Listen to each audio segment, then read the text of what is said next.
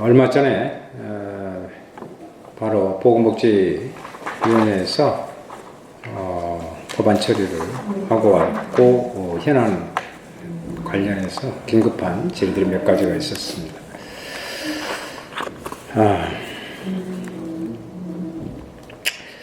오늘 31명이 추가로 확인되어서 코로나19 확진자는 모두 82명으로 늘었습니다. 어제 확인된 15명과 오늘 확인된 23명 등 38명은 31번째 환자 접촉자입니다.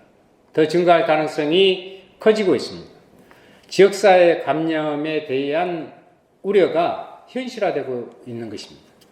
코로나19 확산을 차단하는 데 최선을 다해야겠지만 만약의 경우 발생할 수 있는 지역사회 대규모 유행에 대해 철저히 대비할 필요가 있습니다. 먼저 필요한 것은 격리 병상을 충분히 확보해야 한다는 것입니다. 2015년 메르스 사태 때에도 발생 초기에는 기존 국가지정 입원 치료 병상과 시도별 거점 병원에 확보된 음압 격리 병상에서 환자를 격리 치료하도록 하였으나 환자가 다수 발생하면서 일부 지역에서는 음압 격리 병상이 부족하여 문제가 되었습니다.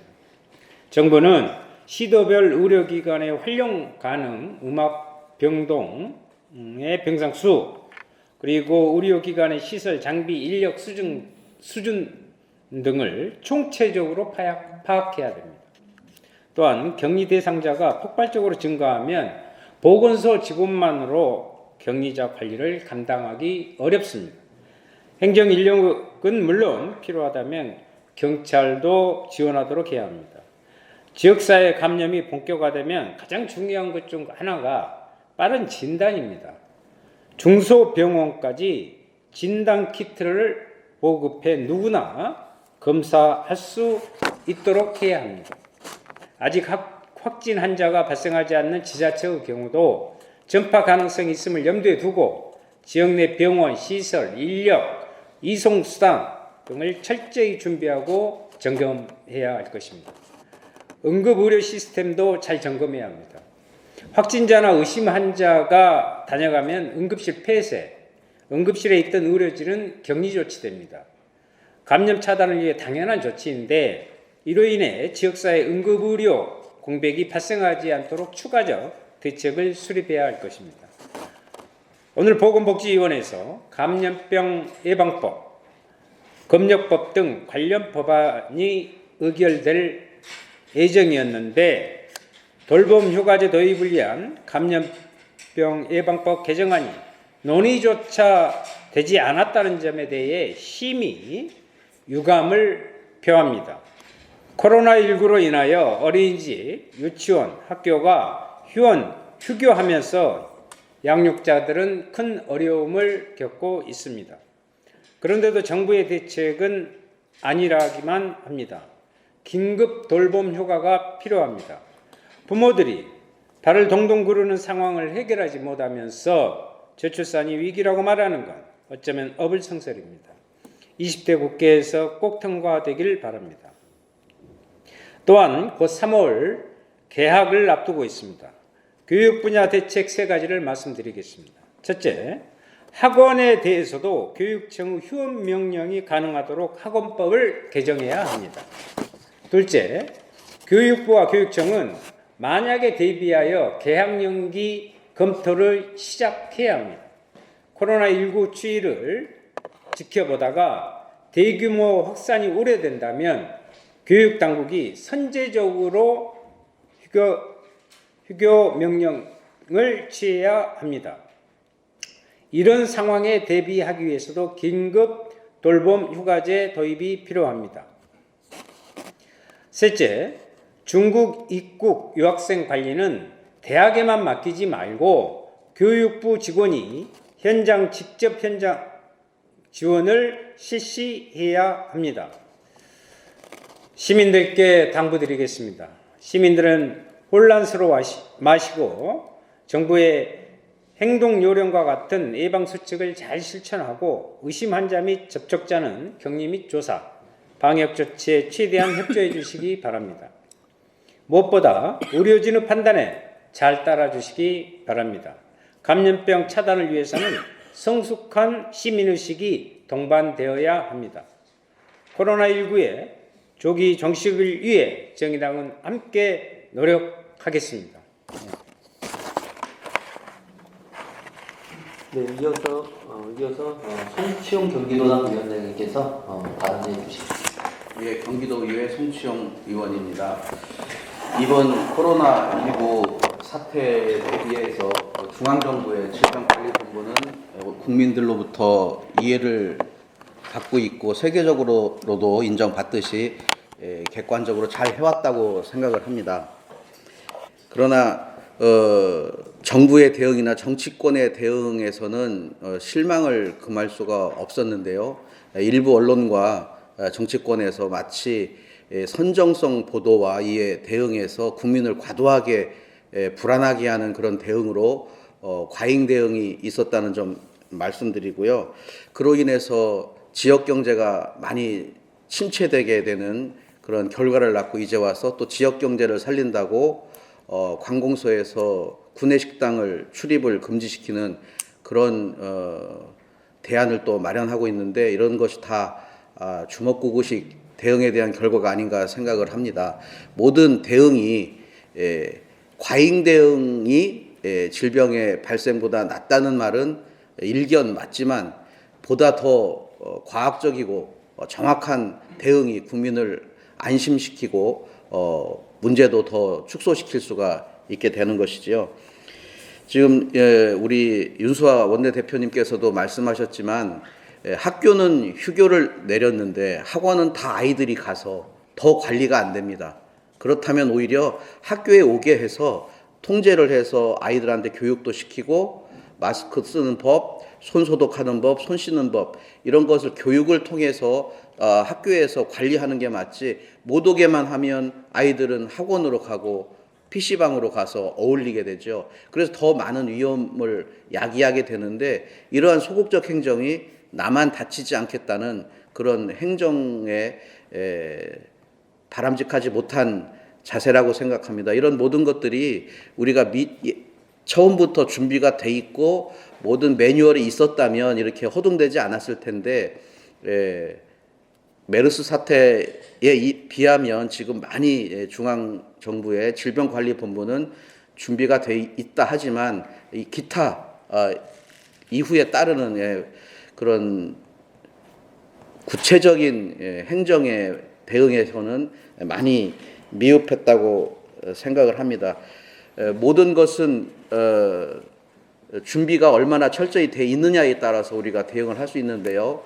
현재 제가 질병관리본부에는 아직 잘 대응했다고 하지만 정부로서만 할 수 있는 일은 아니고요.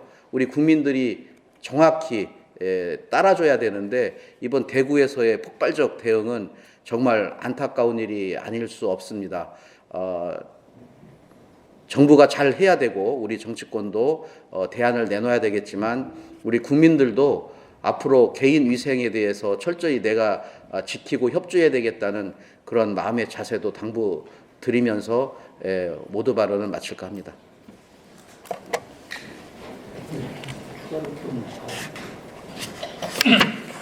예, 저는 그 경제 대책을 좀 추가로 말씀드리고자 하는데요. 마이크 좀 옮긴 것 같아요.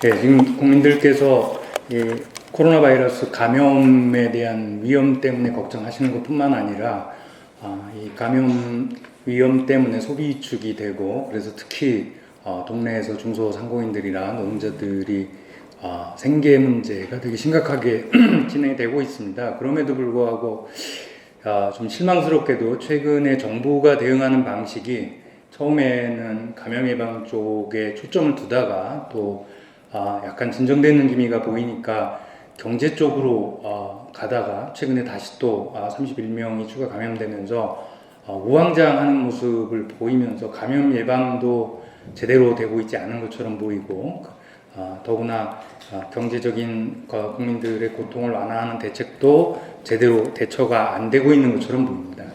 저희들이 볼 때 원칙은 국민 건강이 최우선이기 때문에 국민 건강을 최우선에 두는 감염 예방 대책을 세우면서 동시에 경제를 살리고 소비 부진을 해결하기 위한 정책을 함께 병진적으로 대책을 만들어야지 두 개의 정책을 혼선을 주면 안 된다라는 게 저희들 생각이고, 특히 이 경제 침체에 대응하는 정책들이 최근까지 나온 것들이 예를 들어서 건물주와 상인들의 임대료를 자발적으로 인하하는 걸 권고한다든지, 국민들의 소비 촉진을 장려한다든지, 또는 아까 말씀하신 것처럼 공공기관들의 외부 식당 이용을 권고한다든지, 이런 수준의 단지 소비자들이나 시민들의 자발적이고 선의적인 행동에만 의존하는 정책으로 지금 경제 부진을 해결하기는 매우 어렵습니다. 최근 국제통화기금도 확장적 재량정책을 통해서 경기를 살려야 한다고 말하고 있고,